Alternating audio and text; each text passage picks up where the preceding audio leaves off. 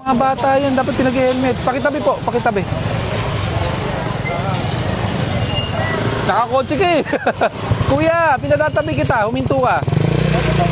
Ingat kuya. 11:02. Thank you po. Thank you po. May lisensya ka ba dala kuya? Meron po. Sige, pera po ng lisensya. Ito lang po naman ako po, sir. Kuya, Yan na muna, sir. kuya, pag sumampa ng motor, anong dapat dala?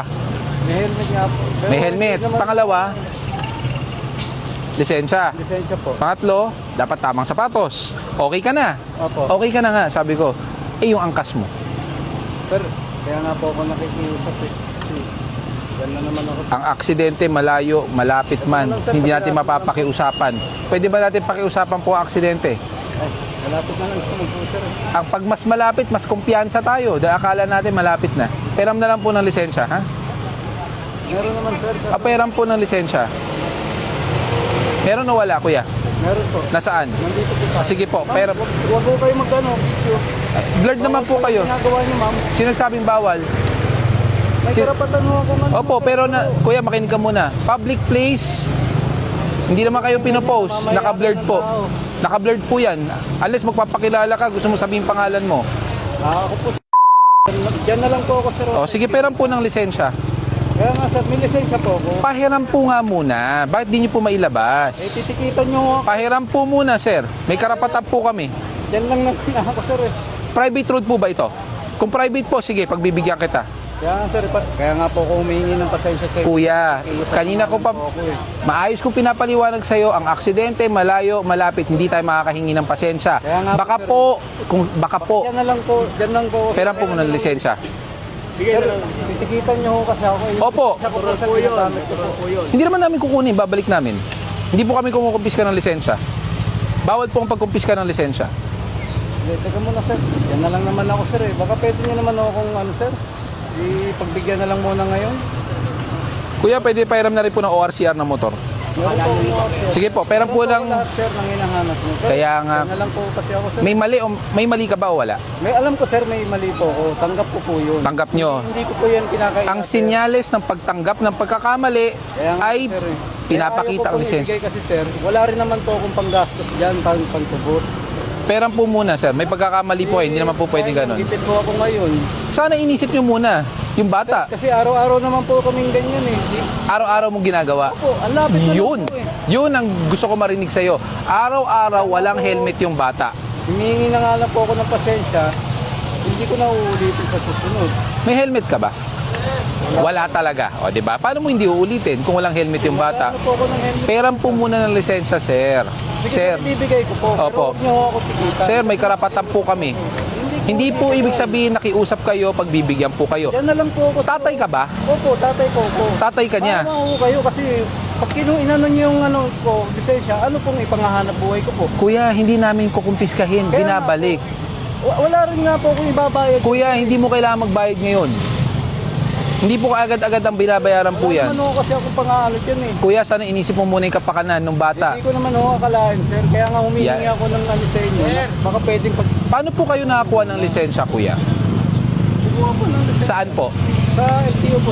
Nag-seminar po kayo? Opo, sir. Nag-exam po kayo? Meron, sir. Hindi po ba basic knowledge po sa pagbumotor ang angkas kailangan may helmet, lalo na po ang bata? Kaya nga po sinabi ko sa inyo, alam ko po yung pagkakamali ko. Ilang beses nyo na po ginagawa, araw-araw?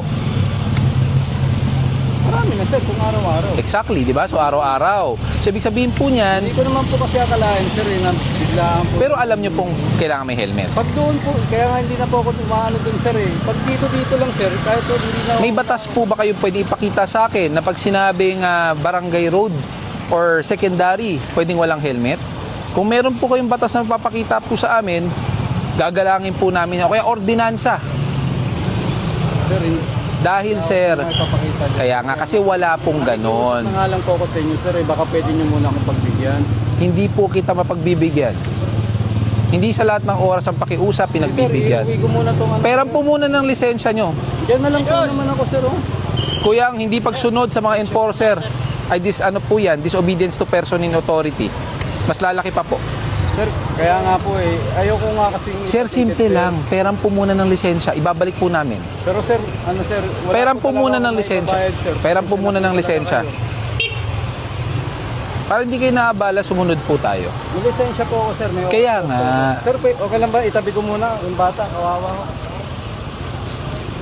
Medyo mainit. Ibaba mo na lang po muna yung bata. Suot mo yung helmet mo maayos, kuya. Sir, idol, salamat ha. Walang anuman Sana po. araw-arawin nyo. Oo nga eh. Grabe dito eh. Hanggang doon pa yan sa dulo. Idol. Marami pa dyan. Pati yung mga hindi nag-helmet nga eh. Oo. Sige kuya, thank you. Salamat idol. Okay. Picture muna tayo idol. Thank you. Kapag dumadang ka sa picture. Gwardiya ko. Oh? Ay, Sige raw. Dumadang ka sa'yo palagi. Hindi magpapicture. sige kuya. Sir, pera po. Pera po muna.